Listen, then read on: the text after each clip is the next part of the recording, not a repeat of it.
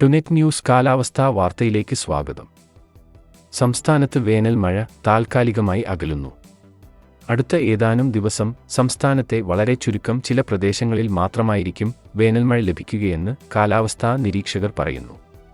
കഴിഞ്ഞ 2-3 ദിവസമായി സംസ്ഥാനത്ത് ഏതാണ്ട് എല്ലാ ജില്ലയിലും ഒറ്റപ്പെട്ട പ്രദേശങ്ങളിൽ വേനൽമഴ ലഭിച്ചിരുന്നു. എന്നാൽ ഇന്നു മുതൽ കുറഞ്ഞ ജില്ലകളിൽ മാത്രമാണ് മഴസാധ്യതയുള്ളത്.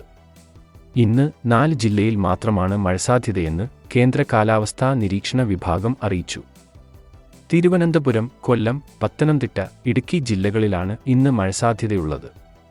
ഈ ജില്ലകളിലെ ഒറ്റപ്പെട്ട പ്രദേശങ്ങളിൽ ഇന്ന് മഴ പ്രതീക്ഷിക്കാം.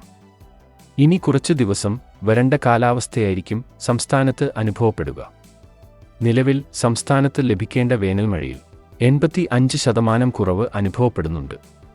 ഇന്നലെ വരെയുള്ള കണക്കുപ്രകാരം 25.1 മില്ലിമീറ്റർ ലഭിക്കേണ്ടിടത്ത് 3.8 മില്ലിമീറ്റർ മാത്രമാണ് ലഭിച്ചിട്ടുള്ളത്. വടക്കൻ ജില്ലകളിലാണ് ഏറ്റവും കൂടുതൽ മഴക്കുറവ്. അല്പമെങ്കിലും ആശ്വാസമഴ ലഭിച്ചിട്ടുള്ളത് തെക്കൻ ജില്ലകളിലാണ്. ഈ മാസം അവസാനത്തോടെ മഴയ്ക്ക് വീണ്ടും സാധ്യതയുണ്ട്.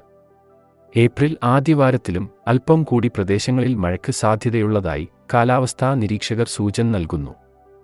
കാലാവസ്ഥാ വാർത്തകൾ കൃത്യമായി ലഭിക്കാൻ ചാനൽ സബ്സ്ക്രൈബ് ചെയ്യുക. നന്ദി.